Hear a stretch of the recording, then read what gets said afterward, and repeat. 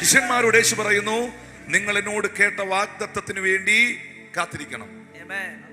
എന്താണ് അവർ കേട്ട വാഗ്ദത്തം?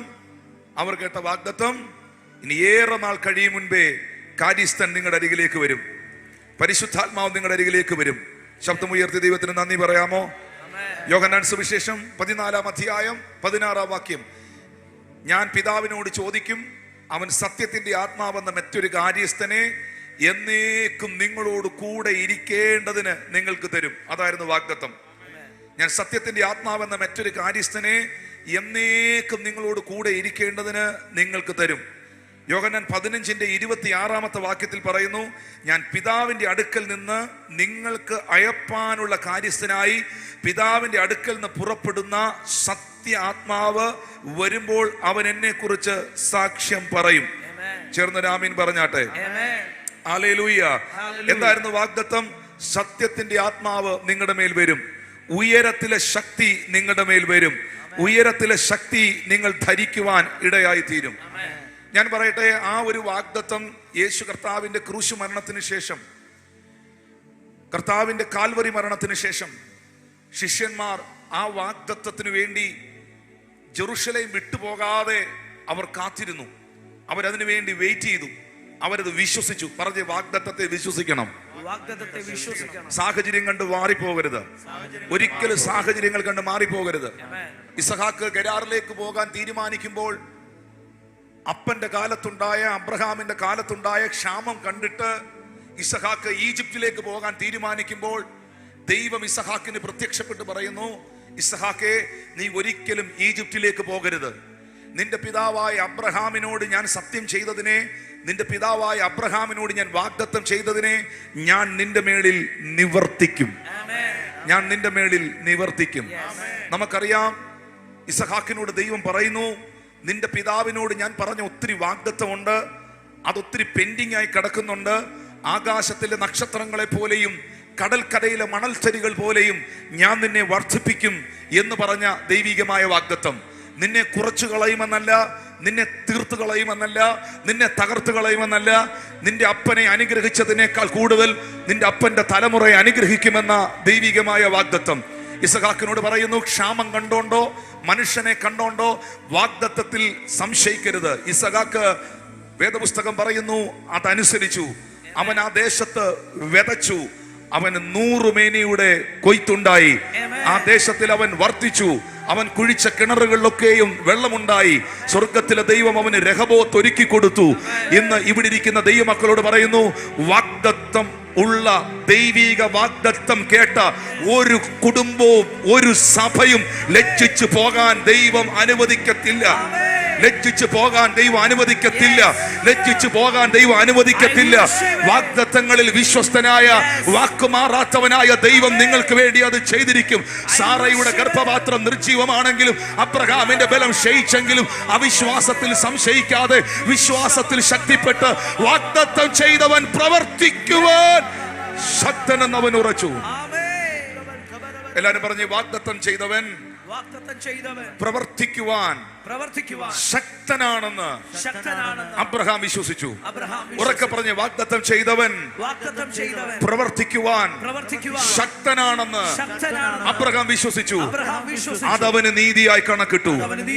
ഇന്ന് പകൽ ദൈവിക വാഗ്ദത്തങ്ങൾ നിങ്ങളുടെ മേൽ നിൽക്കുമ്പോൾ നിങ്ങളുടെ സാഹചര്യം നിങ്ങളെ നോക്കി പറയുന്നു അതൊരിക്കലും നടക്കാൻ പോകുന്നില്ലെന്ന്. എന്നാൽ സ്വർഗത്തിലെ ദൈവം പറയുന്നു, ഞാൻ ചെങ്കടൽ രണ്ടാക്കുന്നവനാണ്, ഞാൻ വഴികൾ തുറക്കുന്നവനാണ്.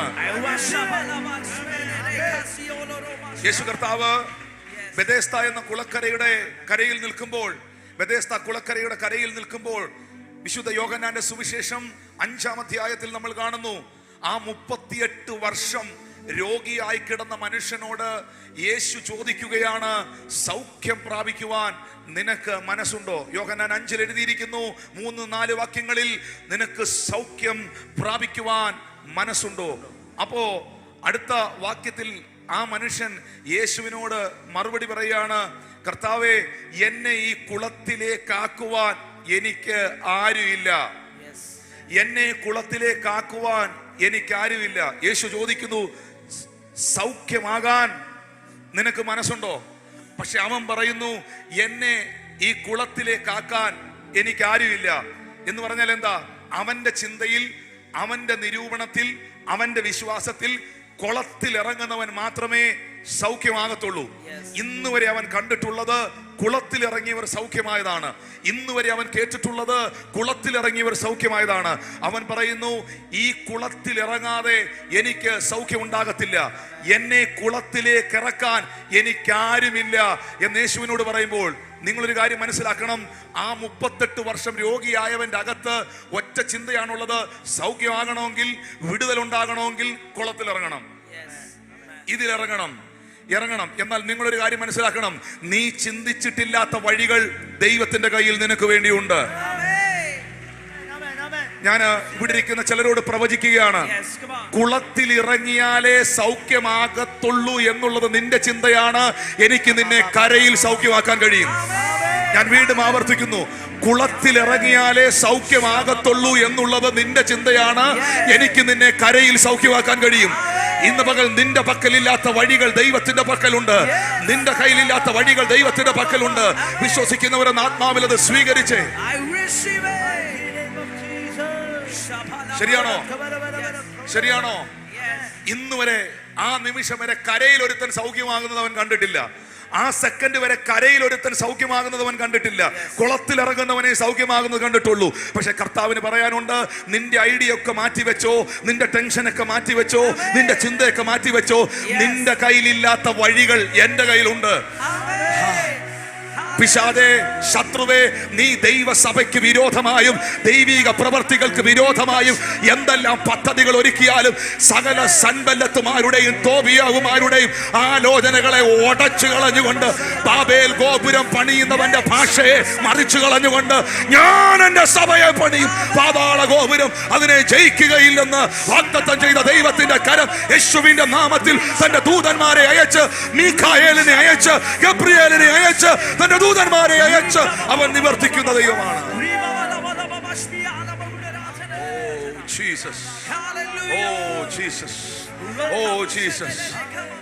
ഇന്ന് പകൽ അതുകൊണ്ട് വാഗ്ദത്തമുണ്ടെങ്കിൽ ഈ പെന്തിക്കോസ്ത ദിനത്തിൽ, ഈ 50-ാം നാളെന്ന് യഹൂദന്മാർ ആഘോഷിക്കുന്ന ദിനത്തിൽ, ഈ കൊയ്ത്തു പെരുന്നാളിന്റെ ദിനത്തിൽ ഇത് ഓർക്കണം. വാഗ്ദത്തമുള്ളവന് ഒരു കാത്തിരിപ്പുണ്ട്. വാഗ്ദത്തമുള്ളവൻ ചിലത് വെയിറ്റ് ചെയ്തേ പറ്റുള്ളൂ. മഹാപ്രതിഫലം ദൈവം നമുക്ക് നൽകുന്നു. ആ മഹാപ്രതിഫലത്തിനായി കാത്തിരുന്നേ പറ്റുള്ളൂ. യേശുവിന്റെ വരവിനാ വേണ്ടി കാത്തിരുന്നേ പറ്റുള്ളൂ. ആ കാത്തിരിപ്പ് ഒരിക്കലും തകർച്ചയാകില്ല. 38 വർഷം ബെഥേസ്ദ കുളക്കരയിൽ കാത്തിരുന്നവൻ കുളത്തിലെ സൗഖ്യമാണ് കാത്തിരുന്നത്. പക്ഷെ സൗഖ്യം നടന്നത് കരയിലാണ്, കുളത്തിലല്ല. സൗഖ്യം നടന്നത് കരയിലാണ്. ഞാൻ വീണ്ടും തിരുവനന്തപുരം സഭയോട് പറയുന്നു, പ്രതീക്ഷിക്കാത്ത, നീ ചിന്തിക്കാത്ത വഴികളിലൂടെ ദൈവം നിനക്ക് വേണ്ടി സഞ്ചരിക്കും. നീ ചിന്തിക്കാത്ത വഴികളിലൂടെ ദൈവം നിനക്ക് വേണ്ടി സഞ്ചരിക്കും.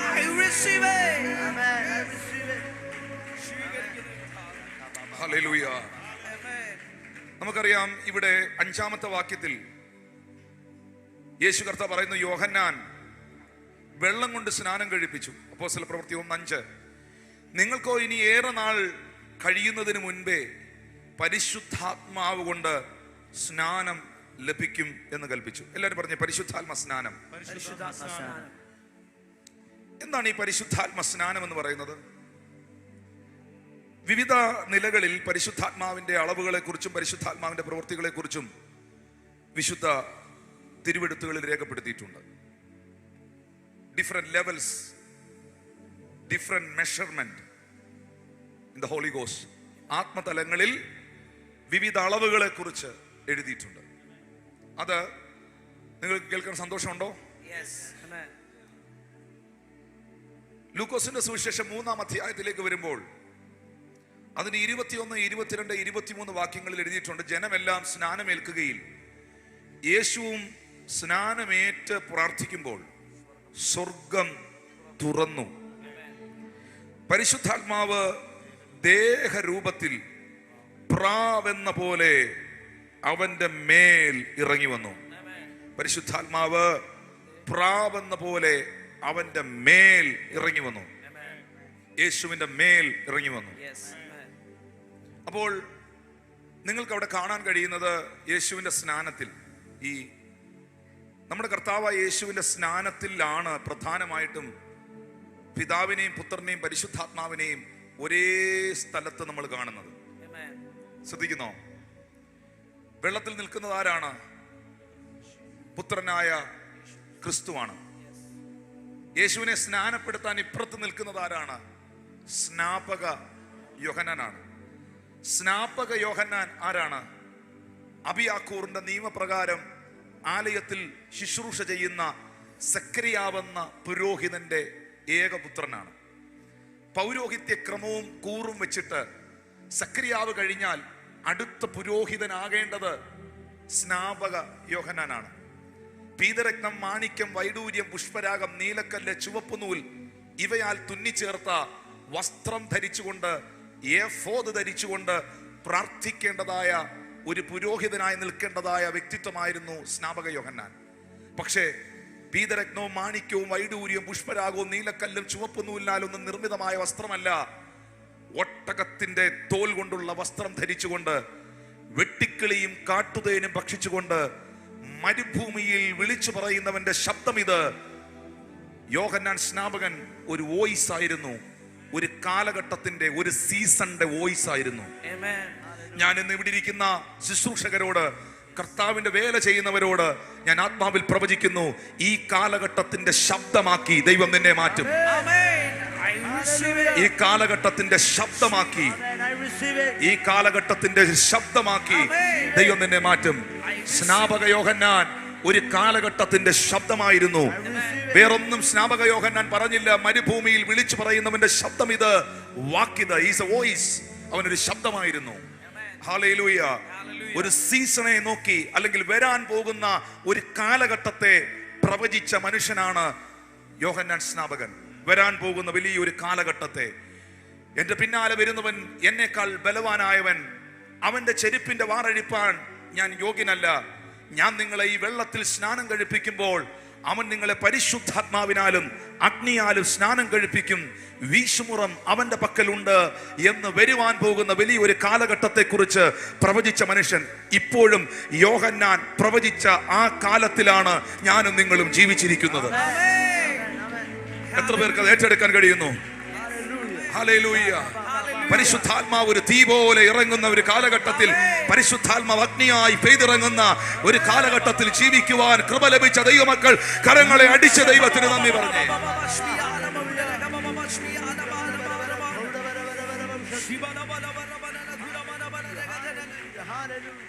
ക്രിസ്റ്റി, ഇവിടെ ഇരിക്കുന്ന ദൈവദാസന്മാർ, കർത്താവിന്റെ ശുശ്രൂഷയിൽ നിൽക്കുന്നവരോട് സ്നേഹത്തോടെ, ആദരവോടെ ദൈവം തരുന്ന ആലോചന ഞാൻ കൈമാറുകയാണ്.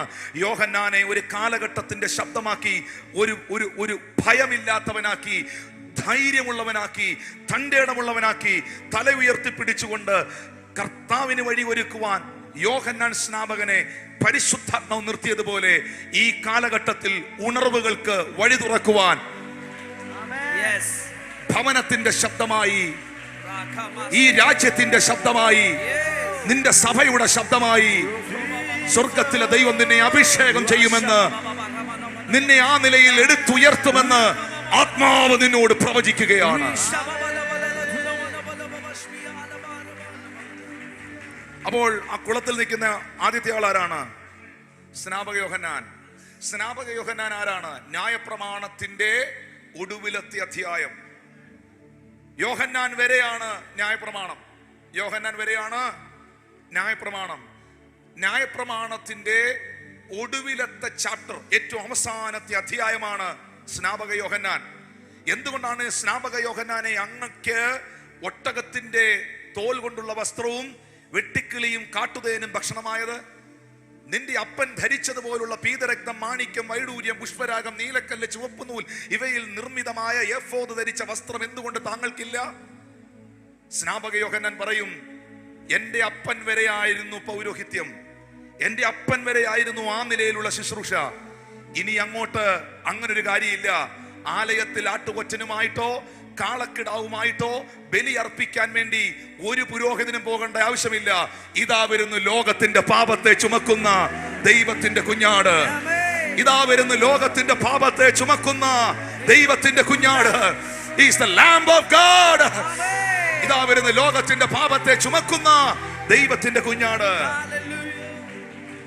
യോഹന്നാൻ പറയുന്നു, ഇനി അങ്ങനെ ഒരു വസ്ത്രധാരണത്തിന്റെ ആവശ്യം എനിക്കില്ല. കാരണം വരുവാനുള്ളവൻ മഹാപുരോഹിതനായവൻ, ബലിയാകേണ്ടവൻ, യാഗമാകേണ്ടവൻ, മാനവകുലത്തിന് മുഴുവൻ യാഗമാകേണ്ട അറുക്കപ്പെട്ട കുഞ്ഞാടെന്ന് പൗലോസ് അപ്പോസ്തലൻ വിളിച്ച, പെസഹാ കുഞ്ഞാടെന്ന് വിശേഷിപ്പിച്ച ക്രിസ്തു ഭൂമിയിൽ വന്നു. പ്രിയമുള്ളവരെ, നിങ്ങൾക്ക് ആ യോർദാൻ നദിയിൽ ആ ചിത്രം കാണാൻ കഴിയണം. ഒന്ന്, ന്യായപ്രമാണത്തിന്റെ ഒടുവിലത്തെ അധ്യായമായ സ്നാപക യോഹന്നാൻ. രണ്ടാമത്, പുതിയ നിയമത്തിന്റെ മധ്യസ്ഥനായ യേശുക്രിസ്തു. മൂന്ന്, സ്വർഗത്തിൽ നിന്നൊരു ശബ്ദമുണ്ടായെന്നല്ലേ അവിടെ എഴുതിയിരിക്കുന്നത്, ഇവൻ എന്റെ പ്രിയപുത്രൻ, ഇവനിൽ ഞാൻ പ്രസാദിച്ചിരിക്കുന്നു. അപ്പോൾ ഈ വെള്ളത്തിൽ നിങ്ങൾക്ക് പിതാവിനെ കാണാം, പുത്രനെ കാണാം. കേൾക്കുന്നുണ്ടോ നിങ്ങൾ എന്നെ? ഈ വെള്ളത്തിൽ നിങ്ങൾക്ക് പുത്രനെ കാണാം. പുത്രന്റെ മേളിൽ പരിശുദ്ധാത്മാവ് ഒരു പ്രാവെന്ന രൂപത്തിൽ വന്നിറങ്ങിയിരിക്കുന്നത് കാണാം. എല്ലാരും പറഞ്ഞ, യോർദാൻ നദിയിൽ ഞാൻ പുത്രനെ കാണുന്നു. യോർദാൻ നദിയിൽ ഞാൻ പുത്രന്റെ മേൽ വന്ന പരിശുദ്ധാത്മാവിനെ കാണുന്നു. യോർദാൻ നദിയിൽ ന്യായപ്രമാണത്തിന്റെ ഒടുവിലത്തെ കണ്ണിയായ സ്നാപക യോഹന്നാനെ കാണുന്നു. യോർദാൻ നദിയുടെ മുകളിൽ സംസാരിച്ചുകൊണ്ട് നിൽക്കുന്ന പിതാവായ ദൈവത്തെ കാണുന്നു. അപ്പോൾ പിതാവും പുത്രനും പരിശുദ്ധാത്മാവും ന്യായപ്രമാണത്തിന്റെ ഒടുവിലത്തെ കണ്ണിയും ഇവരെല്ലാം ഒന്നിച്ച് സമ്മേളിച്ച ഇടമാണ് യേശുവിന്റെ സ്നാനം. അവിടെ അതിനെക്കുറിച്ച് യേശു കർത്താവ് പറയുകയാണ്, ഈ യോഹന്നാൻ നിങ്ങളെ ജലത്തിൽ മാത്രമാണ് സ്നാനം കഴിപ്പിച്ചത്, എന്നാൽ നിങ്ങളുടെ മേളിൽ പരിശുദ്ധാത്മാവിന്റെ സ്നാനം നടക്കാൻ പോവുകയാണ്. പറഞ്ഞേ, പരിശുദ്ധാത്മാവിന്റെ സ്നാനം. ഉറക്കെ പറയണം, പരിശുദ്ധാത്മാവിന്റെ സ്നാനം. പരിശുദ്ധാത്മാവിന്റെ സ്നാനം. ഇത് ലൂക്കോസിന്റെ സുവിശേഷം 24 അധ്യായം 49 വാക്യത്തിലും പറയുന്നുണ്ട്, എന്റെ പിതാവ് വാഗ്ദത്തം ചെയ്തതിനെ ഞാൻ നിങ്ങളുടെ മേൽ അയക്കും, നിങ്ങളോ ഉയരത്തിൽ നിന്ന് ശക്തി ധരിക്കുവോളം നഗരത്തിൽ പാർക്കുവീൻ. പറഞ്ഞേ, ശക്തി ധരിക്കുക. ശക്തി ധരിക്കുക. എന്നാൽ സമയപരിമിതി കൊണ്ട് പെട്ടെന്ന് പറയട്ടെ, എന്താണ് ഈ പരിശുദ്ധാത്മ സ്നാനം എന്ന് പറഞ്ഞാൽ? നമുക്കറിയാം, യേശു കർത്താവിന്റെ മേളിൽ പരിശുദ്ധാത്മ പ്രാവെന്ന രൂപത്തിൽ വന്നു. ക്രിസ്തുപാസ എനിക്ക് 1-2 വാക്യങ്ങൾ പെട്ടെന്നൊന്ന് വായിച്ചു വിട്ടാൽ മതി, സമയമില്ലാത്തതുകൊണ്ട്. ലൂക്കോസ് വിശേഷം 4 അധ്യായം 1 വാക്യം. ലൂക്കോസ് 4:1. യേശു പരിശുദ്ധാത്മാവ് നിറഞ്ഞവനായി. യേശു പരിശുദ്ധാത്മാവ് നിറഞ്ഞവനായി. എല്ലാവരും പറഞ്ഞ്, പരിശുദ്ധാത്മ നിറവ്. പരിശുദ്ധാത്മ നിറവ്. കണ്ടല്ലോ അല്ലേ? കണ്ടോ? പരിശുദ്ധാത്മ നിറവെന്ന വാക്ക് കണ്ടോ? ഇനി ലൂക്കോസ് 4:14 വാക്യം നോക്കിയേ. യേശു ആത്മാവിന്റെ ശക്തിയോടെ. അടിവരയിടണം, യേശു ആത്മാവിന്റെ ശക്തിയോടെ. ആദ്യം സംഭവിച്ചത് എന്താ? പരിശുദ്ധാത്മ നിറവ്. രണ്ടാമത് എന്തുണ്ടായി? ആത്മാവിന്റെ ശക്തി. ലൂക്കോസ് 4:14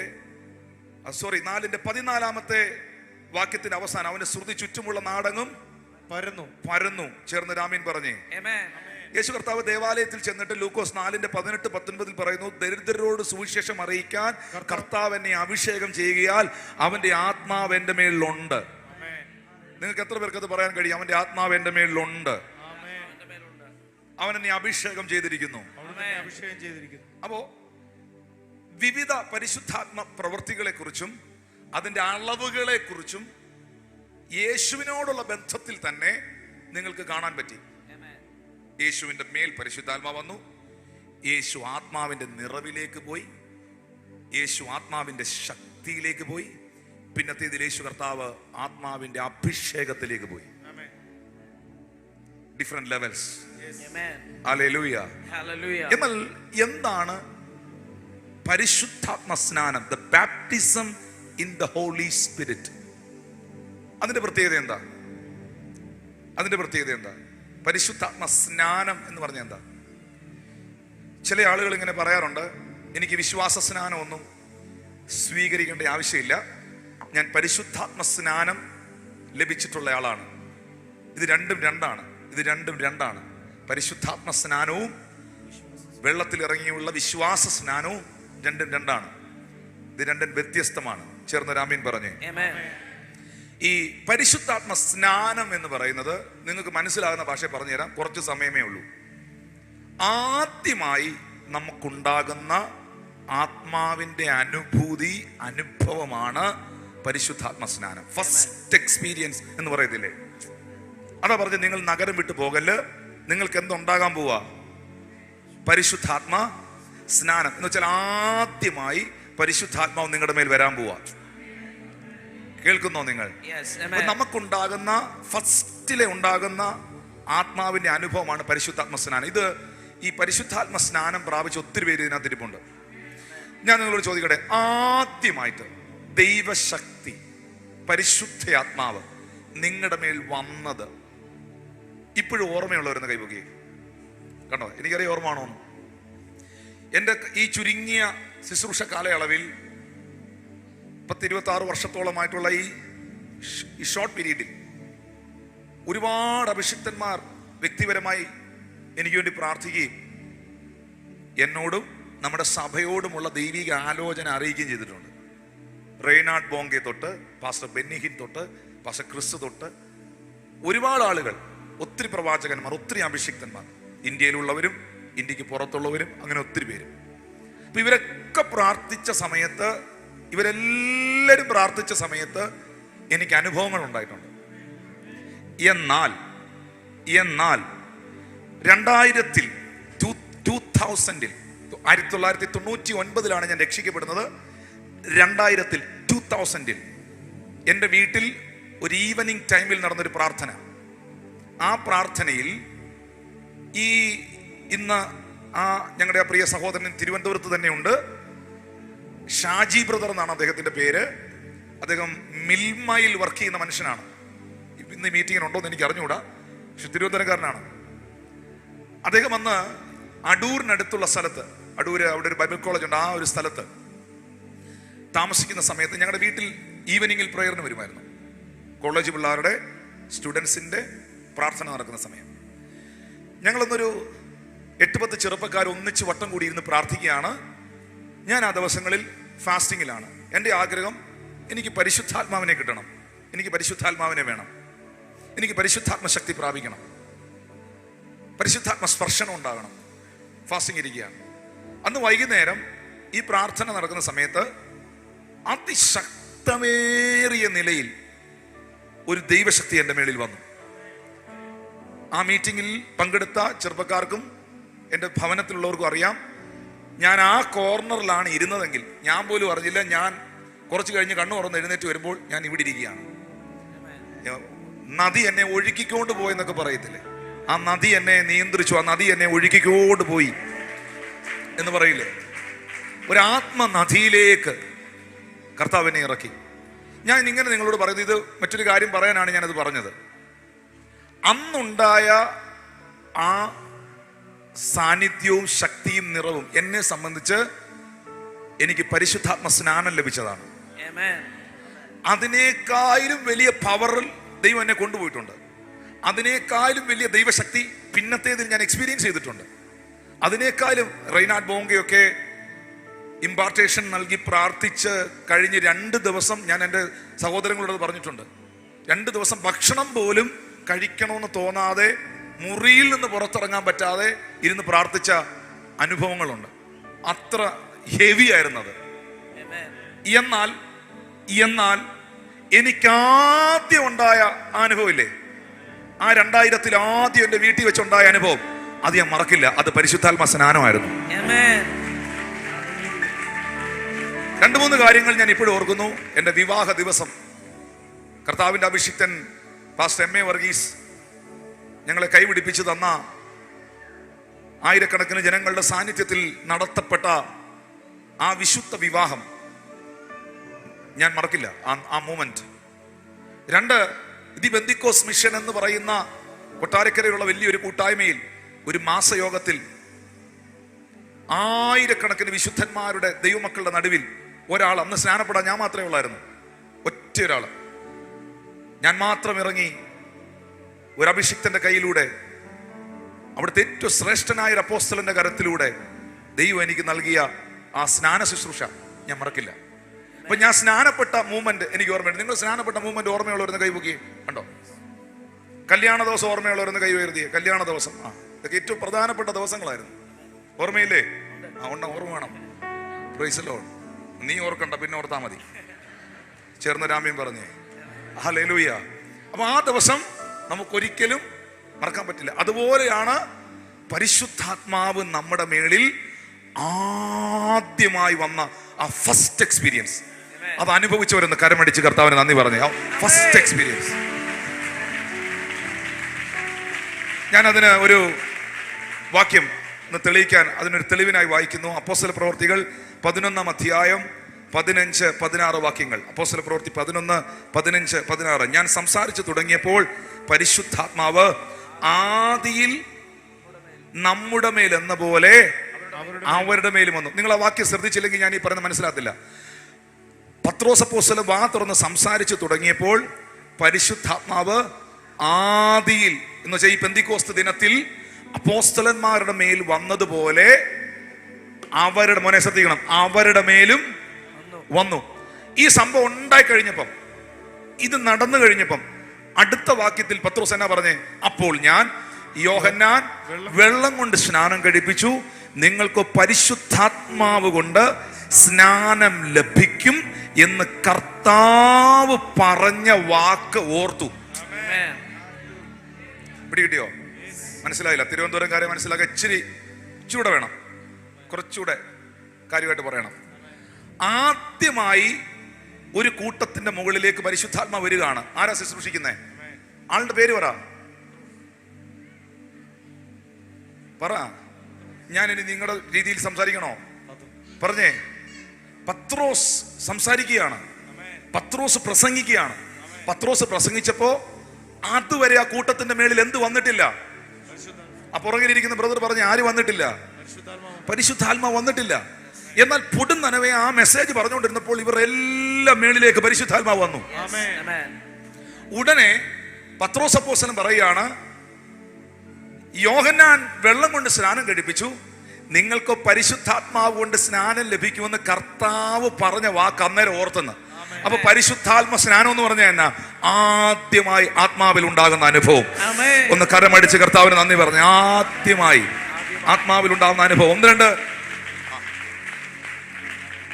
ചേർന്നൊരു ഹല്ലേലൂയ പറയാം. ശബ്ദം ഉയർത്തി ഹല്ലേലൂയ പറയാം. ഓക്കെ. ഈ മത്തായിയുടെ സുവിശേഷം 3-ാം അധ്യായം 11-ാം വാക്യം. ഞാൻ നിങ്ങളെ മാനസാന്തരത്തിനായി വെള്ളത്തിൽ സ്നാനമേൽപ്പിക്കുന്നതേ ഉള്ളൂ. എന്റെ പിന്നാലെ വരുന്നവനോ എന്നേക്കാൾ ബലവാനാകുന്നു. അവന്റെ ചെരുപ്പ് ചുമക്കുവാൻ ഞാൻ മതിയായവനല്ല.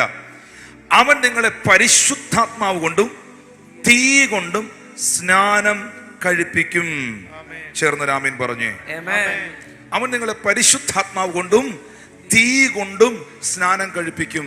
ഇന്ന് ഈ കൂട്ടത്തിൽ ഇരിക്കുന്ന മുഴുവൻ ആളുകളുടെ മേളിലും ഇങ്ങനെ വെള്ളത്തിൽ നിമജ്ഞനം ചെയ്യുന്നത് പോലെ ആത്മാവിന്റെ നദിയിലൊന്ന് ഇറങ്ങുന്ന ഒരു അനുഭവം ആഗ്രഹിക്കുന്ന ഒരു അതിരിപ്പുണ്ടോ? ഉണ്ടെങ്കിൽ ഒരു വലിയ ആത്മ പകർച്ച ഇന്ന് ഇതിൽ സംഭവിക്കാൻ പോവുകയാണ്.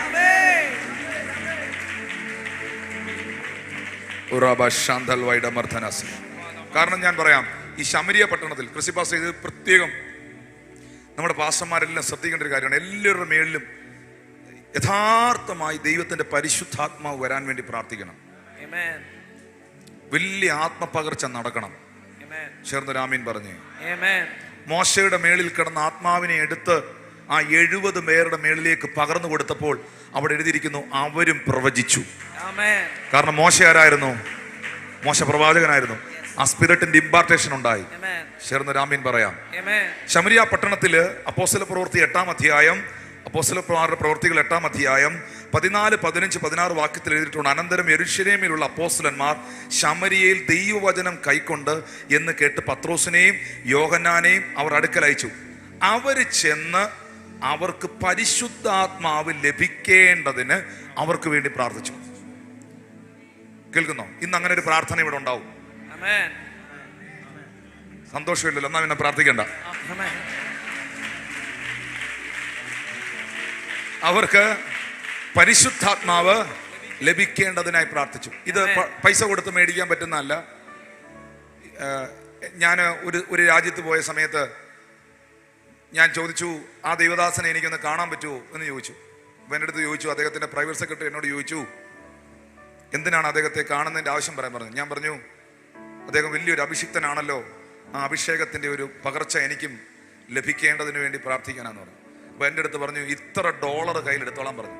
ഇത്ര $1 പുള്ളിക്ക് കൊടുക്കാൻ ഇത്ര $1 കയ്യിലെടുത്തോളാൻ പറഞ്ഞു. ഞാനപ്പം ഒന്നും പറഞ്ഞില്ല, ഞാൻ അങ്ങനെ പറയുന്ന ആളല്ല. പക്ഷെ ഞാൻ എൻ്റെ ഹൃദയത്തിൽ പറഞ്ഞു, ഇത് $1 കൊടുത്ത് മേടിക്കുന്നതല്ല, ഇത് $1 കൊടുത്ത് മേടിക്കുന്ന അല്ലിത്. ഒരിക്കലും ഒരുത്തൻ $1 പോയതാ, പിന്നെ അവനെ കണ്ടിട്ടുമില്ല. ഏതാ? പരിശുദ്ധാത്മാവിനെ മേടിക്കാനായിട്ട് പത്രോസിന്റെ അടുക്കൽ ദ്രവ്യവുമായിട്ട് കടന്നു പോയതാണ്. പിന്നെ അവൻ രംഗത്തില്ലായിരുന്നു. ചേർന്നൊരു ആമീൻ പറഞ്ഞേ. നീയും നിന്റെ ധനവും നിന്റെ കൂടെ നശിച്ചു പോകട്ടെ എന്ന് പത്രോസ് പറഞ്ഞു. പത്രോസ് പറഞ്ഞായോണ്ട് രക്ഷപ്പെട്ടു, വന്ന് ലൈവില്ലായിരുന്നു. നീയും നിന്റെ ധനവും നിന്റെ കൂടെ നശിച്ചു പോകട്ടെ എന്ന് പത്രോസ് പറഞ്ഞു. നീ ദൈവത്തിന്റെ ദാനം പണത്തിന് മേടിക്കാൻ വന്നിരിക്കുന്നോ എന്ന് ചോദിച്ചു. അപ്പോൾ ഇത് പൈസ കൊടുത്ത് മേടിക്കുന്നതല്ല. എന്നാൽ ബൈബിൾ നമുക്ക് തരുന്ന ഒരു അനുവാദമുണ്ട്. ഒന്ന്, പരിശുദ്ധാത്മാവിനായി കാത്തിരിക്കണം. 2, പരിശുദ്ധാത്മാവ് നമ്മുടെ മേൽ വരാൻ നമ്മൾ ആഗ്രഹിക്കണം. 2, അഭിഷിക്തന്മാർ, ദൈവം അഭിഷേകം ചെയ്തിരിക്കുന്ന, ദൈവത്താൽ നിയോഗിതരായിരിക്കുന്ന ദൈവത്തിന്റെ അഭിഷിക്തന്മാർ പ്രാർത്ഥിച്ചാൽ, അവർക്ക് വേണ്ടി പ്രാർത്ഥിച്ചാൽ, പരിശുദ്ധാത്മാവ് ലഭിക്കാൻ പ്രാർത്ഥിച്ചാൽ, പരിശുദ്ധാത്മാവിനെ ദാനമായി കൊടുക്കുന്ന ദൈവം അവരുടെ മേലുള്ളത് പകരും.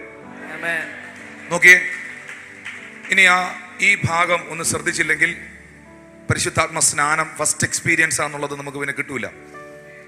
അവർ ചെന്നു, അവർക്ക് പരിശുദ്ധാത്മാവ് ലഭിക്കേണ്ടതിന് അവർക്കായി പ്രാർത്ഥിച്ചു. അന്ന് വരെ അവരിൽ ആരുടെ മേലും ആത്മാവ് വന്നിരുന്നില്ല. അവർ കർത്താവായ യേശുവിന്റെ നാമത്തിൽ സ്നാനം ഏറ്റിരുന്നതേ ഉള്ളൂ. ഹല്ലേലൂയ. അവർ അപ്പോസ്തലന്മാർ, ദൈവത്തിന്റെ ദാസന്മാർ അവരുടെ മേൽ കൈ വെച്ചപ്പോൾ അവർക്ക് പരിശുദ്ധാത്മാവ് ലഭിച്ചു. ഹല്ലേലൂയ. അപ്പൊ അതിന്റെ 19-20 വാക്യത്തിലാണ് അപ്പോസ്തലന്മാർ കൈവച്ചതിനാൽ പരിശുദ്ധാത്മാവ് ലഭിച്ചത്. ശീമോൻ കണ്ടാറെ, ആ ശീമോൻ വന്നിട്ട് പറഞ്ഞു, ഈ അധികാരം എനിക്കും തരണം. പാസ് കൈവെക്കുമ്പോൾ ആളുകൾ ദൈവശക്തി പ്രാപിക്കുന്നു, തറയിൽ വീഴുന്നു. ഞാൻ കുറച്ച് കാശ് തരാം, ഈ അധികാരം എനിക്കൂടെ തരാൻ പറഞ്ഞു. പറഞ്ഞത് നല്ല പുള്ളിയോടാ പറഞ്ഞേ. ആരോടാ പറഞ്ഞേ? കൃത്യമായിട്ട് പോയി പത്രോസിനോടാ പറഞ്ഞേ. Praise the Lord. ആരും മിണ്ടുന്നില്ലല്ലോ. ഈ പാവപ്പെട്ട മനുഷ്യനൊക്കെ ആണ്ടോ ഇതൊക്കെ യോഗത്തിൽ വരുന്നത്. ഇവിടെ പത്രോസ് വല്ലതും ആയിരുന്നേ 4-3-7 പേരെ കാണുള്ളായിരുന്നു. ആരും മിണ്ടുന്നില്ല. ഉറപ്പാ, പത്രോസ് വല്ലതും ആയിരുന്നെങ്കിൽ. സ്തോത്രം. അനന്യാസിന്റെ സഫീറയുടെ ചരിത്രത്തിലോട്ട് പോകണ്ടല്ലോ, ഇപ്പൊ തന്നെ ഓക്കെ ആയിട്ടിരിക്കുകയാണല്ലോ. പത്രോസ് ശിമോനോട് പറഞ്ഞു, നീ ദൈവത്തിന്റെ ദാനം പണത്തിന് വാങ്ങിക്കൊള്ളാമെന്ന് നിരൂപിക്കൊണ്ട് നിന്റെ പണം നിന്റെ കൂടെ നശിച്ചു പോകട്ടെ. ഇതിനകത്തെങ്ങും നിങ്ങൾ പെടരുത്. ഇങ്ങനെ ഒത്തിരി ട്രെൻഡുകളുണ്ട്. ഈ എണ്ണ മേടിച്ച് പ്രാർത്ഥിച്ച്, എണ്ണയ്ക്ക് 10 രൂപയാണ്.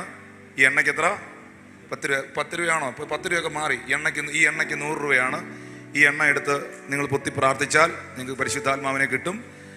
ഈ എൻ്റെ ചർച്ചയിൽ നിന്ന് ഈ ടീഷർട്ട് മേടിച്ച് ഈ ടീഷർട്ട് ഇടുമ്പോൾ അഭിഷേകത്തിൻ്റെ പകർച്ച ഉണ്ടാകും.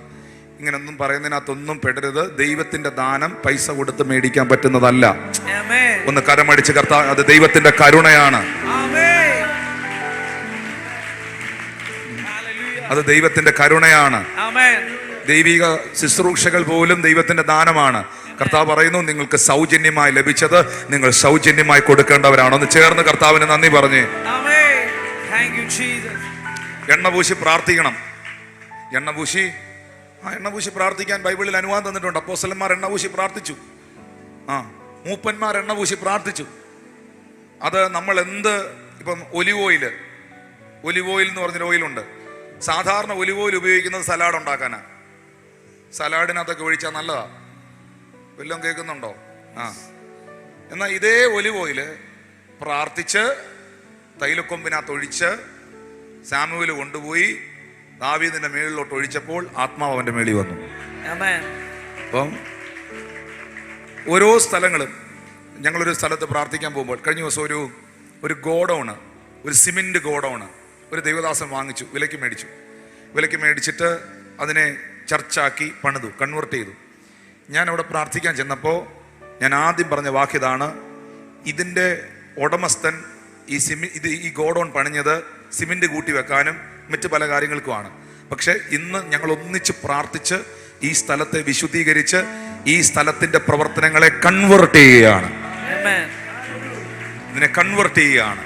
കാരണം സ്തോത്രത്താലും പ്രാർത്ഥനയാലും സകലതും വിശുദ്ധീകരിക്കപ്പെടുന്നു. കരമടിച്ചത് സ്തോത്രത്താലും പ്രാർത്ഥനയാലും സകലതും ശുദ്ധീകരിക്കപ്പെടുന്നു.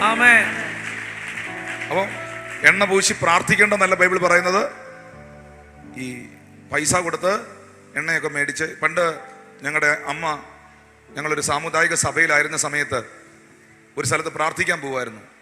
അപ്പോൾ പ്രാർത്ഥിക്കാൻ പോയിട്ട് വരുമ്പോൾ ഞങ്ങളുടെ വീട്ടിൽ, ഇന്ന് എനിക്ക് എത്ര വയസ്സുണ്ട്, 15-16 വയസ്സൊക്കെ ഉള്ളൂ. അത് വേറൊരു ധ്യാനകേന്ദ്രം പോലൊരു സംവിധാനമാണ്. അവിടുന്ന് അത് ഓരോരുത്തരുടെ വിശ്വാസമാണ്, ഞാൻ ആരുടെയും വിശ്വാസത്തെ ചോദ്യം ചെയ്യുന്നില്ല. ഞാൻ എൻ്റെ അമ്മയോട് പറഞ്ഞൊരു കാര്യം പറയാം. അന്ന് ഞാൻ ഇച്ചിരി ഈ പഠിച്ചുകൊണ്ടിരിക്കുന്ന സമയമാണ്, യൗവനക്കാരനാണ്. അപ്പോൾ അവിടെ ഈ പ്രാർത്ഥന കഴിയുമ്പം കുന്തിരിക്കം കിട്ടും. 10 രൂപ കൊടുത്താൽ അവർ പ്രാർത്ഥിച്ചു വെച്ചിരിക്കുന്ന കുന്തിരിക്കം അത് മേടിച്ച് വീടിന് ചുറ്റും പുകയ്ക്കുമ്പോൾ എല്ലാ ബാധകളും ഒഴിയും. സത്യം പറഞ്ഞാൽ അമ്മ ആ കുന്തിരിക്കവും മേടിച്ചുകൊണ്ട് വരുമ്പോൾ ബാധയൊന്നും ഒഴിയല്ലെന്ന് എനിക്കറിയാം. കൊതുവും കാണുകയില്ല, നല്ല മണവുമായിരുന്നു. ഞാൻ അതുകൊണ്ടൊന്നും പറഞ്ഞില്ല. കൊതുവും പോകുന്നുണ്ട്, പിന്നെ അത്യാവശ്യം നല്ല മണം ഉണ്ടായിരുന്നു. ചേർന്ന് രാമ്യം പറഞ്ഞ്, ഈ ദൈവത്തിന്റെ ദാനം കാശ് കൊടുത്ത് മേടിക്കുന്നതല്ല. ഇന്ന് പകൽ ഇവിടെ ഇരിക്കുന്നവരോർത്തോണം, ഹൃദയം തകർന്ന് ചങ്ക് പൊട്ടി പ്രാർത്ഥനയോടെ തമ്പുരാനോട് കാത്തിരുന്ന് ആവശ്യപ്പെട്ടാൽ എൻ്റെ ദൈവം നിന്റെ പെരയ്ക്കകത്ത് ഇറങ്ങി വരും. എൻ്റെ ദൈവം നിന്റെ അടുത്തിറങ്ങി വരും. ഹൃദയം നുറുങ്ങിയവർക്ക് സമീപസ്ഥനും മനസ്സ് തകർന്നവനുമായ കർത്താവ് നിന്നെ രക്ഷിക്കും. കൈകളൊന്ന് അടിച്ച് കർത്താവിന് നന്ദി പറഞ്ഞ്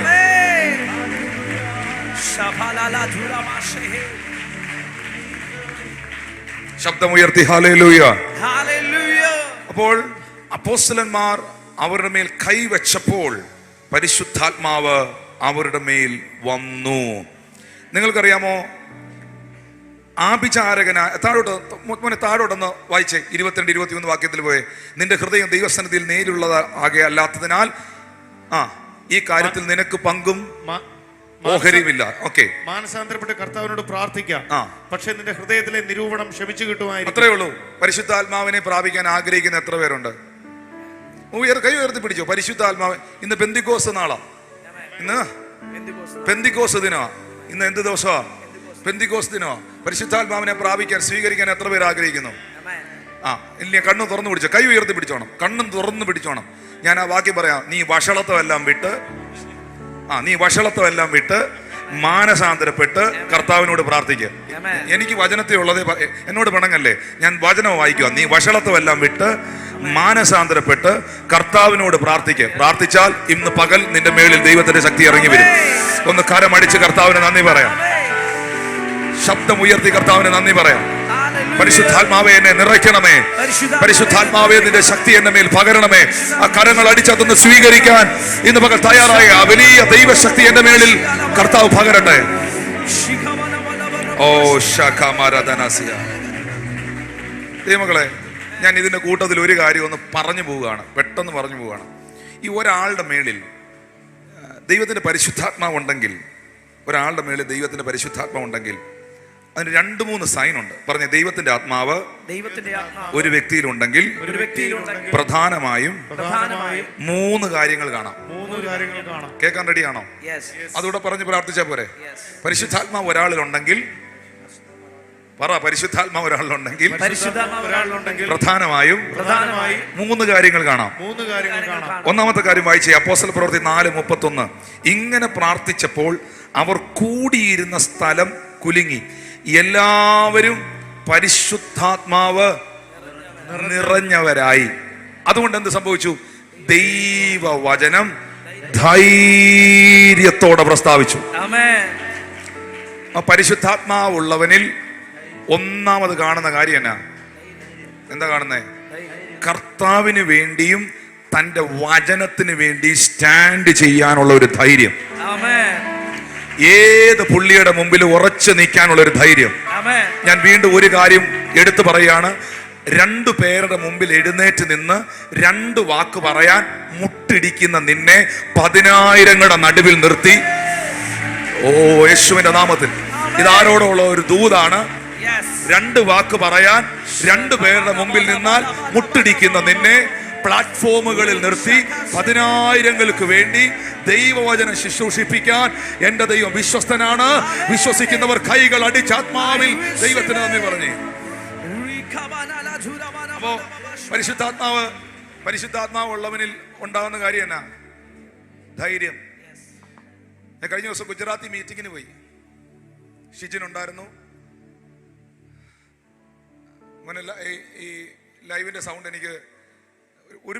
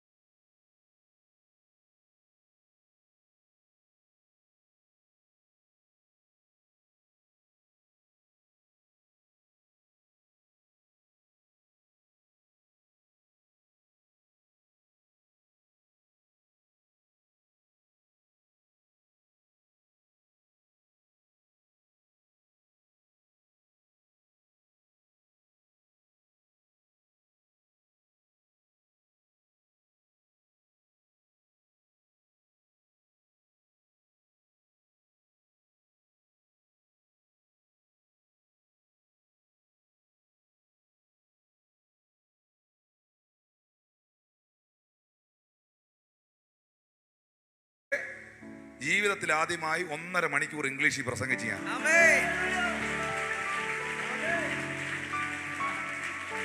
അവിടെ രാജു കാമന്ത് എന്ന് പറയുന്ന കർത്താവിന്റെ ദാസൻ അത് ഗുജറാത്തിലേക്ക് ട്രാൻസ്ലേറ്റ് ചെയ്തു. ആരാലും പട്ടി കടിക്കാൻ വന്നാൽ ഓടിയിരിക്കും, ഉറപ്പായിട്ട് ഓടും. ഹല്ലേലൂയ. അപ്പൊ ഞാൻ പറഞ്ഞത്, അത് കഴിഞ്ഞപ്പോൾ ഇവരെല്ലാം എന്നോട് പറയാം, എൻ്റെ കൂടെ നിൽക്കുന്നത് പറയാം, പാസ്റ്റേ ഇതൊരു ഗ്രേറ്റ് ഗ്രേസ് ആണ്. ഇത് ഗ്രേറ്റ് ഗ്രേസ് അല്ല, എന്തെങ്കിലും പറയണ്ടേ, ആളുകൾക്ക് മനസ്സിലാവണ്ടേ. എന്തായാലും ദൈവം എന്നെ ശക്തമായിട്ട് ഉപയോഗിച്ചു. അപ്പൊ ഞാൻ പറഞ്ഞു ഇത്രയേ ഉള്ളൂ.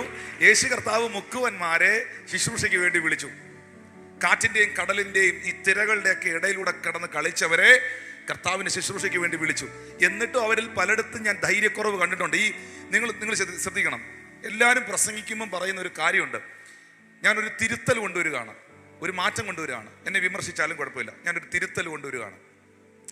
യേശു ക്രിസ്തു മുക്കുവരെ തെരഞ്ഞെടുത്തത് ഇവർക്ക് പേടിയില്ലാത്തത് കൊണ്ടാണ് മുക്കുവന്മാരെ തിരഞ്ഞെടുത്തത്, അല്ലെങ്കിൽ മുക്കുവരെ തിരഞ്ഞെടുത്തത് ഒരു ഭയമില്ലാത്തവരായതുകൊണ്ടാണ്, ബോൾഡായിട്ടുള്ളവരാണ്.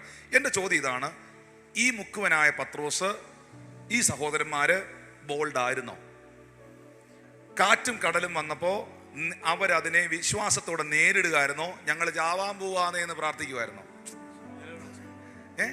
അപ്പൊ അവർക്ക് ധൈര്യം ഉണ്ടായിരുന്നോ? ഇല്ല. നിസ്സാരം ഒരു കൊച്ചു 12 വയസ്സുള്ള ഒരു പെങ്കൊച്ച്, നീയും ആ ഗലീലക്കാരനല്ലേ, നീ ഇവന്റെ കൂടെ നടന്നതല്ലേ എന്ന് പറഞ്ഞപ്പം യേശുവിനെ ഇതേ പുള്ളി തള്ളി പറഞ്ഞ് ആണയിട്ട് പ്രാഗി സ്ഥലം വിട്ടോ?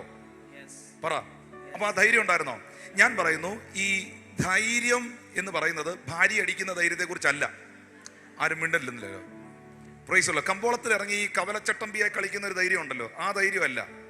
Praise Lord. അതിന് ഒരു അഭിഷേകവും ഒരു കൃപയും വേണ്ട. ഇപ്പൊ പോകുന്ന പോലെ അങ്ങ് പോയാൽ മതി. സ്തോത്രം. ഈ ആളുകളോട് വഴക്കിടാൻ പോകുന്ന ഒരു സാധനം ഉണ്ടല്ലോ, അതിന് ഒരു സംഭവം വേണ്ട.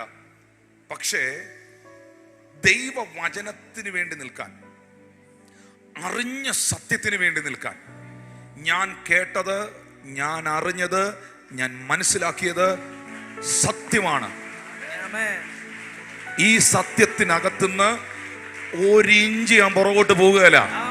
ആരൊക്കെ എന്തൊക്കെ പറഞ്ഞാലും ഇതെന്റെ അനുഭവമാണ്. ഞാൻ ഈ സത്യത്തിൽ നിൽക്കും, ഈ സത്യത്തെ ലോകത്തിൽ വിളംബരം ചെയ്യും എന്ന് പറഞ്ഞ് നിൽക്കാൻ നിനക്ക് ക്രിസ്തുവിൽ ഒരു ധൈര്യം വേണം.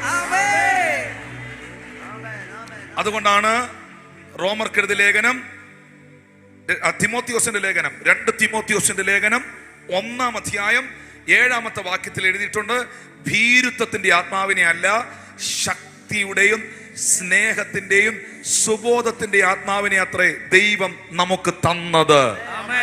ഇന്ന് പകൽ നിങ്ങളുടെ അകത്ത് ഏതെങ്കിലും രീതിയിലുള്ള ഭയം ഇരിപ്പുണ്ടെങ്കിൽ, ഏതെങ്കിലും വ്യക്തികളെയോ സാഹചര്യങ്ങളെയോ നിങ്ങൾ ഭയപ്പെടുന്നെങ്കിൽ, യേശുവിന്റെ നാമത്തിൽ ആ ഭയത്തെ ദൈവാത്മാവ് അടിച്ചു പുറത്താകട്ടെ. എല്ലാ മരണഭീതികളും വിട്ടുപോകട്ടെ. ഒന്ന് ആത്മാവി പ്രാർത്ഥിച്ച് എല്ലാ മരണഭീതികളും വിട്ടുപോകട്ടെ. എല്ലാ സാമ്പത്തിക ഭയങ്ങളും വിട്ടുപോകട്ടെ.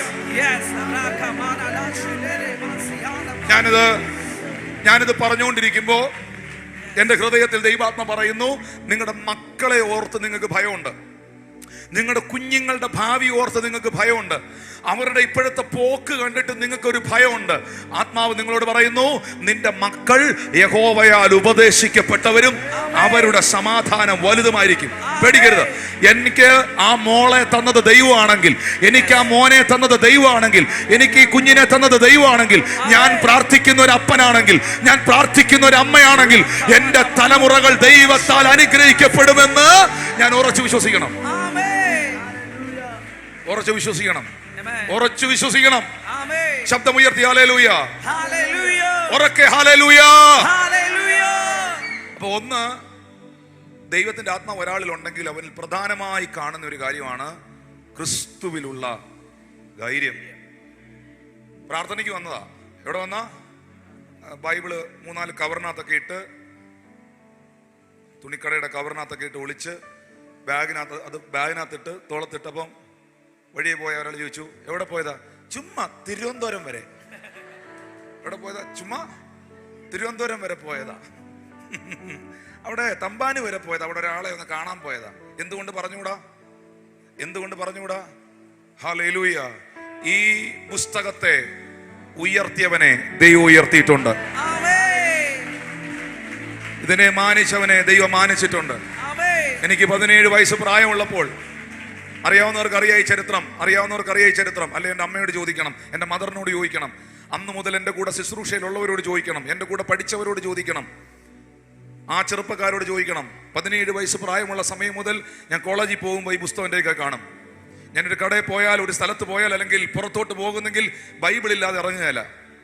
ഇപ്പോഴും ചിലപ്പോൾ ചില സ്ഥലങ്ങളിലൊക്കെ പോകുന്ന സമയത്ത്, ചില സ്ഥലങ്ങളിൽ പോവുക, അവരെ ചെന്നൊന്ന് പ്രാർത്ഥിച്ചാൽ മതി, ചെന്നൊന്ന് കണ്ടാൽ മതി.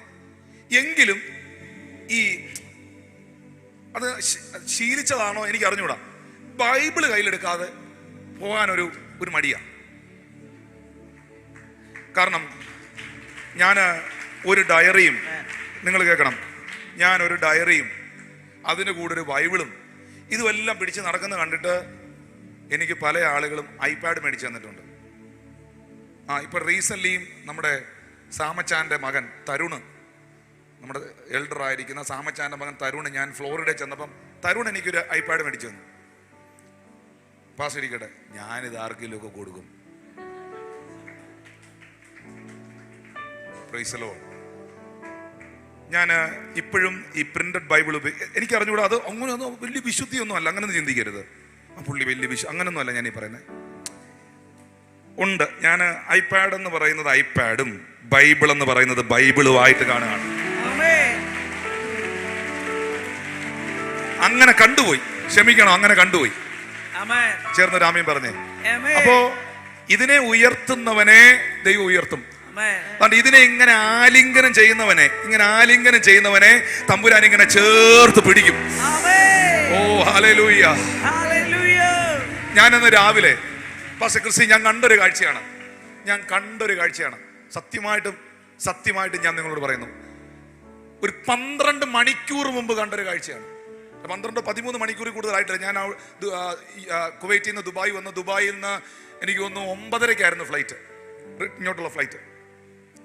അപ്പം ഒരു കത്തോലിക്ക പുരോഹിതൻ, ഒരച്ഛൻ, ഒരു പുരോഹിതൻ. അപ്പോൾ എല്ലാവരും ഈ ബാഗിനകത്തിരിക്കുന്ന സാധനമെല്ലാം എക്സ്റേക്കകത്ത് ഇടണം. ഇതിനകത്തിടണം, എക്സ്റേക്കകത്ത് ഇടണം. അപ്പോൾ ഇതെല്ലാം അതിനകത്ത് എന്തെങ്കിലുമൊക്കെ ഇരിപ്പുണ്ട് എടുത്ത് പുറത്ത് വെക്കണം. അപ്പം അച്ഛന് മനസ്സിലായില്ല, നമുക്ക് ബൈബിളൊന്നും അങ്ങനെ എടുത്ത് പുറത്ത് വെക്കേണ്ട കാര്യമില്ല, എന്തെങ്കിലും ഇലക്ട്രോണിക്സ് ഐറ്റമോ മെറ്റലായിട്ടുള്ളതൊക്കെ എടുത്ത് വെച്ചാൽ മതി. അപ്പം അച്ഛൻ എന്ത് ചെയ്തു, ഇതിൻ്റെ കൂട്ടത്തിൽ ഈ വിശുദ്ധ ബൈബിളും കൂടെ ട്രെയ്ക്കകത്ത് എടുത്തു വെച്ചു. അപ്പം ഞാൻ തൊട്ട് പുറകെ നിൽപ്പുണ്ട്. ഞാനൊരു പാസ്റ്ററും പുള്ളിയൊരു അച്ഛനുമാണ്. എനിക്ക് എല്ലാവരും ഇഷ്ടമാണ്, എല്ലാവരോടും എനിക്ക് സന്തോഷമാണ്, എനിക്ക് എല്ലാവരോടും സ്നേഹമാണ്. ഞാൻ ഒത്തിരി നല്ല അച്ഛന്മാരുടെ മെസ്സേജുകൾ കേൾക്കാറുണ്ട്. ചേർന്നരാമീൻ പറഞ്ഞ് നല്ല മെസ്സേജ്, ദൈവവചനത്തിന് ബന്ധനമില്ല. അതൊരു കൊച്ചു കുഞ്ഞ് നല്ലൊരു മെസ്സേജ് പറഞ്ഞാലും ഞാൻ ശ്രദ്ധിക്കും. അപ്പോൾ ഞാൻ കണ്ടൊരു കാഴ്ച, തിരിച്ച് ഞാൻ ബെൽറ്റൊക്കെ എടുത്ത് കെട്ടി വാച്ചൊക്കെ ഇട്ട് എൻ്റെ പെട്ടിയെല്ലാം എടുത്ത് സിപ്പിട്ട് വരുമ്പോൾ ഈ അച്ഛൻ ഈ ബൈബിള് തിരിച്ച് അച്ഛൻ്റെ ബാഗിലോട്ട് വെക്കുന്നതിന് മുമ്പ് അച്ഛൻ ഒരു 3 ഉമ്മ കൊടുത്തിട്ടാണ് ആ ബൈബിൾ കെട്ടി വെച്ചത്. കുറച്ച് നേരത്തേക്ക് ആ ബൈബിൾ ആ ട്രെയ്ക്കകത്ത് പോയതിൻ്റെ പുള്ളിയുടെ ഒരു മനോവേദനയാണ്. അത്ര സ്നേഹം. എത്ര പേർക്ക് ഞാൻ ഈ പറയുന്ന എത്ര പേർക്ക് മനസ്സിലാവുന്നുണ്ട്? പെന്തിക്കോസിലെ ഞാൻ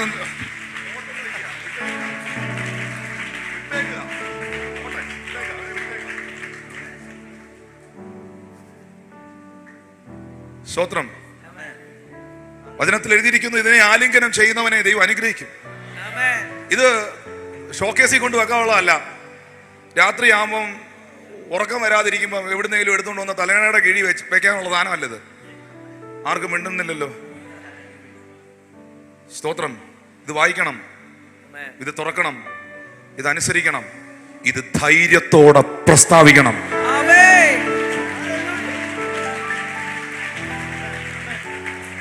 ഇത് ധൈര്യത്തോടെ പ്രസ്താവിക്കണം. ഹല്ലേലൂയ. ഞാനിപ്പോ അങ്ങോട്ട് കയറി താഴെ ഗേറ്റിന് അങ്ങോട്ട് പോകുന്നതിനും ഞാൻ ഈ അച്ഛനെന്ന് കൈ കൊടുത്തു. അച്ഛൻ പ്രൈസ് ലോർഡ്. അച്ഛൻ എവിടാന്നൊക്കെ ചോദിച്ചു, പരിചയപ്പെട്ടു. ഇച്ചിരി നേരം അച്ഛനോട് വർത്താനം പറഞ്ഞു. ഇച്ചിരി നേരം അദ്ദേഹത്തിൻ്റെ കൂടെ ഇരുന്നിട്ടാണ് ഞാൻ പോയി. ഇച്ചിരി ഒന്ന് മിണ്ടിയിട്ടോ. എനിക്ക് പുള്ളിയോട് ഭയങ്കര ബഹുമാനം തോന്നി, ഭയങ്കര സ്നേഹം തോന്നി എനിക്ക് മനുഷ്യനോട്. ചേർന്ന് രാമീൻ പറഞ്ഞേ ഹല്ലേലൂയ. ഞാൻ കണ്ടിട്ടുണ്ട് പ്രിയപ്പെട്ടവരെ, ട്രെയിനകത്തൊക്കെ യാത്ര ചെയ്യുമ്പോൾ ചില ആളുകളൊക്കെ ഈ അവരുടെ ഈ എന്താ പറയുന്നേ ടവല് അവിടെ വിരിച്ചിട്ടിട്ട് മുട്ടക്കുത്തി നിന്ന് പ്രാർത്ഥിക്കുന്ന ഞാൻ കണ്ടിട്ടുണ്ട്. ദൈവത്തിൻ്റെ കൃപയാൽ നമ്മുടെ ആളുകളല്ല. ഞാൻ പോകുന്നില്ല.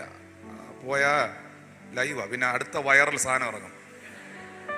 ചേർന്ന് രാമീൻ പറഞ്ഞാട്ടെ. ഹല്ലേലൂയ. അപ്പൊ നിങ്ങൾ പറയും, അത് പുറമേ ഉള്ള ഭക്തിയല്ലയോ, അത് ബാഹ്യമായ ഭക്തിയല്ലേ? നിനക്ക് എന്തേലും ഭക്തി ഉണ്ടോ? പുറമേ ഉണ്ടോ, നിനക്ക് അകത്തുണ്ടോ, എന്തെങ്കിലും ഉണ്ടോ? പണ്ട് ആരാണ്ട് പറഞ്ഞ പോലെ യഹോവയുടെ ആത്മാവ് ശൗലിന്റെ മേളിൽ നിന്ന് വിട്ടുമാറി അവന്റെ മേളിൽ ദുരാത്മാവ് വന്നു. അപ്പൊ ആരാണ്ട് പറഞ്ഞു, എന്തേലും ഒരു ആത്മാവ് ഉണ്ടല്ലോ, ഇരിക്കട്ടെ എന്ന് പറഞ്ഞു.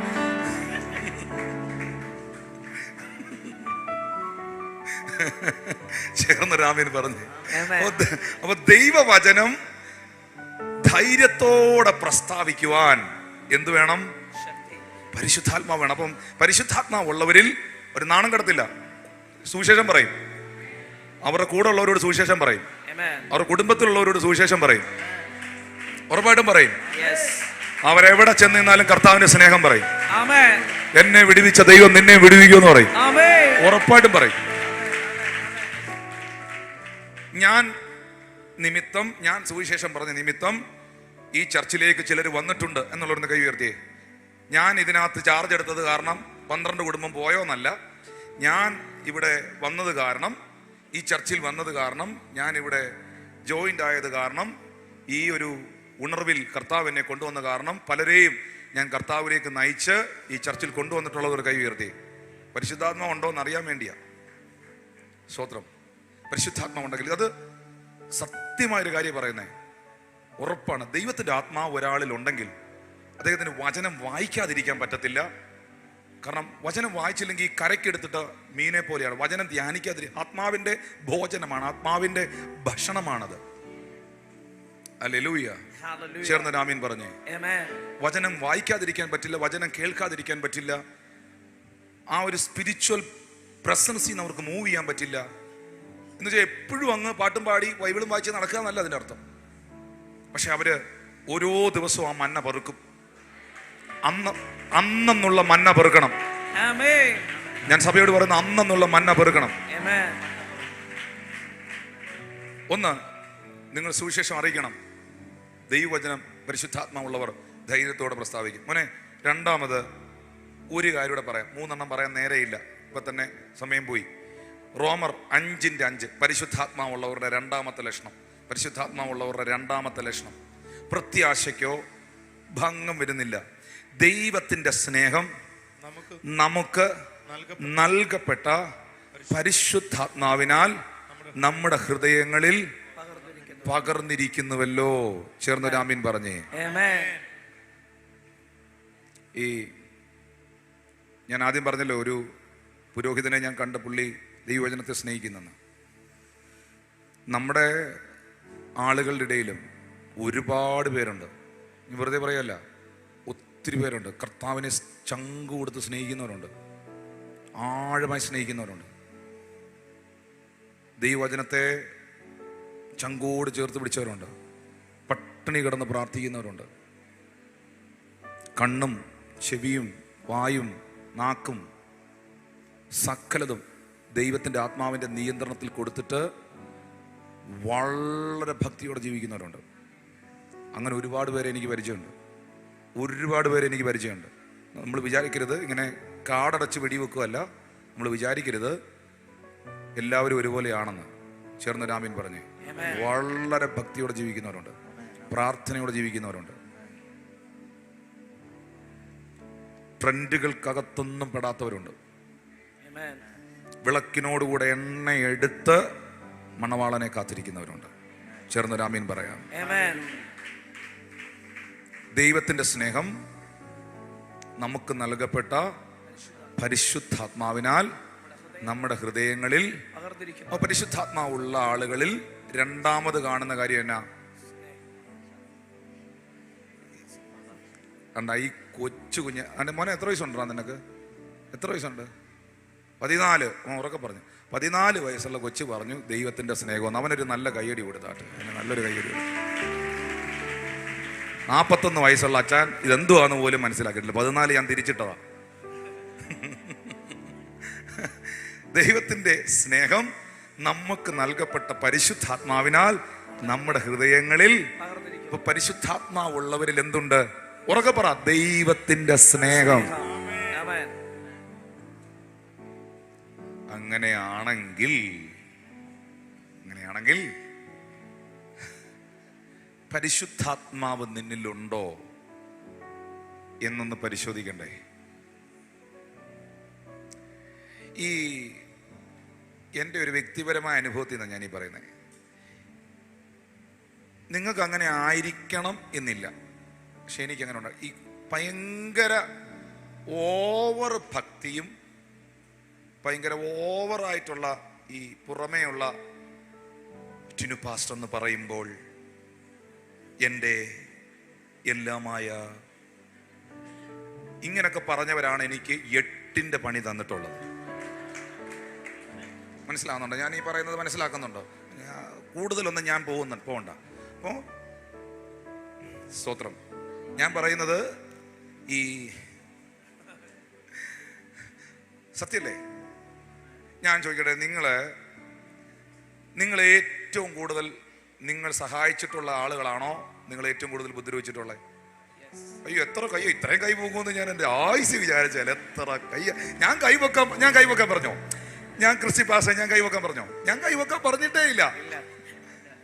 പക്ഷെ എന്ത് പറയാനാ ബ്രദറെ, അറിയാതെ കൈ അങ്ങ് ഉയർന്നു പോവുക എന്നാ പറയുന്നത്. ശരിയാണോ? ശരിയല്ലേ? അപ്പൊ ഞാൻ പറയുന്നത് ഈ പുറമേ കാണിക്കുന്നതൊന്നുമല്ല പരിശുദ്ധാത്മാവ്. പരിശുദ്ധാത്മാവ് എന്ന് പറയുന്നത് ദൈവത്തിന്റെ സ്നേഹം ക്ഷമിക്കും, സ്നേഹം ദയ കാണിക്കും, സ്നേഹം സ്പർദ്ധിക്കുന്നില്ല, സ്നേഹം നിഗളിക്കുന്നില്ല, സ്നേഹം സ്വാർത്ഥം അന്വേഷിക്കുന്നില്ല, സ്നേഹം ദോഷം കണക്കിടുന്നില്ല, സ്നേഹം ചീർക്കുന്നില്ല. സ്നേഹം കലക്കം ഉണ്ടാക്കുന്നില്ല, സ്നേഹം സ്പ്ലിറ്റ് ചെയ്യിക്കുന്നില്ല. അപ്പൊ നിന്റെ മേലുള്ള സ്പിരിറ്റ് എന്താന്നുള്ളത് നീ തിരിച്ചറിയണം. ചേർന്ന് ആമേൻ പറഞ്ഞേ. സ്തോത്രം.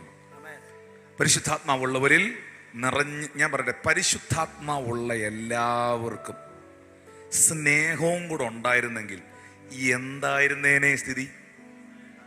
ഒന്ന് പറഞ്ഞേ, പരിശുദ്ധാത്മാവുള്ള എല്ലാവർക്കും ഈ സ്നേഹവും കൂടെ ഉണ്ടായിരുന്നെങ്കിൽ എന്തായിരുന്നേനെ സ്ഥിതി?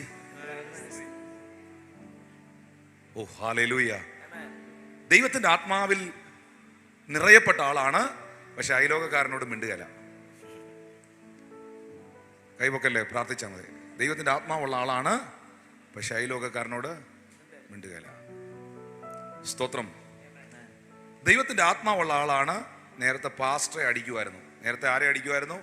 ഒറ്റ പാസ്റ്റർമാരെ വിടുകയല്ലായിരുന്നു. വഴിയെ കാണുന്ന പാസ്റ്റർമാരെ എല്ലാം ചീത്ത പറയുകയും പാസ്റ്റർമാരെ അടിക്കുകയും ചെയ്യുമായിരുന്നു. ഇപ്പൊ ദൈവത്തിന്റെ ആത്മാ പുള്ളിയുടെ മേളിൽ വന്നെന്ന പുള്ളി പറയുന്നത്, ഇപ്പൊ പാസ്റ്റർമാരെ അടിക്കുകയല്ല, പാസ്റ്ററെ അടിക്കുന്നവനെ അടിക്കും.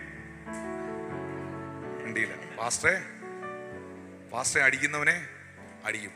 സ്തോത്രം.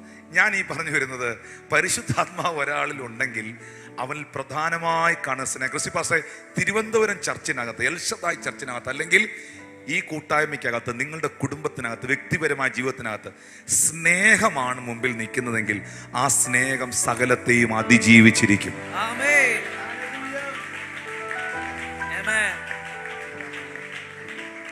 സ്നേഹത്തിനകത്ത് ക്ഷമ ഉറപ്പായിട്ടുമുണ്ട്. സ്നേഹത്തിനകത്ത് വിട്ടുകൊടുക്കലുണ്ട്. ആരും മിണ്ടുന്നില്ലല്ലോ. ഹല്ലേലൂയ.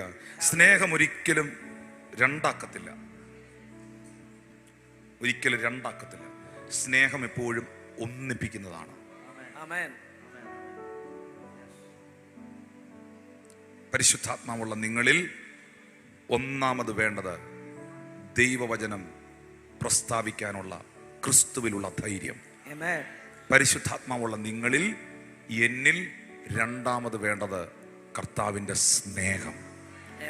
അടുത്ത ഭാഗത്തിലേക്ക് പോകാൻ നേരമില്ല. നമുക്ക് എല്ലാവർക്കും ഒന്ന് എഴുന്നേറ്റ് നിൽക്കാൻ ഞാൻ പ്രാർത്ഥിക്കാൻ പോവാണ്.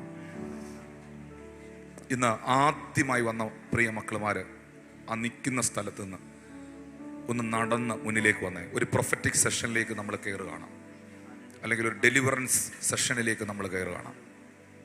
ഒന്ന് മുന്നിലേക്ക് നടന്നു വന്നേ. ഇന്ന് ആദ്യമായി ഈ പ്രാർത്ഥനയിൽ പങ്കെടുക്കുന്നവർ, ബാക്കിയുള്ളവരെല്ലാം ഒന്ന് കൈകളെ ഉയർത്തിപ്പിടിച്ചേ.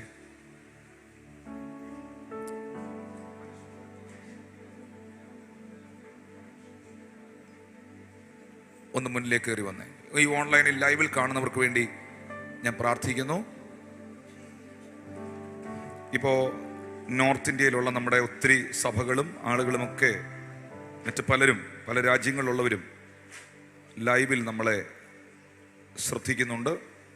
ഞാൻ അവർക്ക് വേണ്ടി പ്രാർത്ഥിക്കുവാൻ ആഗ്രഹിക്കുകയാണ്. ചേർന്ന് ആമേൻ പറയാം. Hallelujah. Thank you Lord Jesus. Thank you Lord Jesus. Thank you Lord Jesus. Thank you Lord Jesus. ശബ്ദമുയർത്തി പ്രാർത്ഥിക്കാൻ തുടങ്ങി. അതൊന്ന് വളരെ ക്വയറ്റായിട്ടൊന്ന് പാടാവോ? കൈകളെ ഉയർത്തിപ്പിടിച്ച്, എല്ലാ കരങ്ങളും ഉയർത്തിപ്പിടിച്ച്, ആദ്യ നൂറ്റാണ്ടിലെ അനുഭവം പോലെ അതിശയം ലോകത്തിൽ നടന്നിടുവാൻ. ആദ്യ നൂറ്റാണ്ടിലെ അനുഭവം പോ ആ കരങ്ങളെല്ലാം ഉയർത്തി അതിശയം ലോകത്തിൽ നടന്നിടുവാൻ. ആദ്യ നൂറ്റാണ്ടിലെ അനുഭവം പോ അതിശയം ലോകത്തിൽ നടന്നിടുവാൻ. ആദിയിലെന്ന പോലാത്മാവേ അമിതബലം തരണേ. ഓ ആദിയിലെന്ന പോലാത്മാവേ അമിതബലം തരണേ. അതിന്റെ കരങ്ങൾ ഉയർത്തി പരിശുദ്ധാത്മാവേ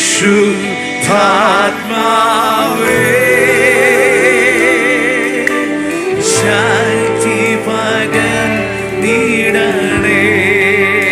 പരിശുദ്ധാത്മാവേ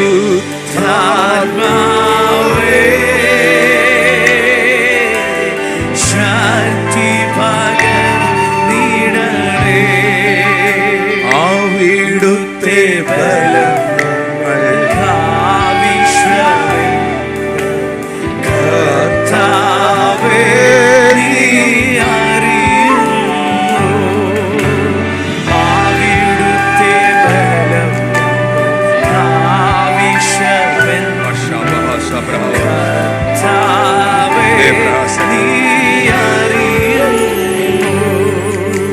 കൈകളെല്ലാം ഒന്ന് താഴ്ത്തിയിട്ട്, കൈകളെ താഴ്ത്തിയിട്ട്.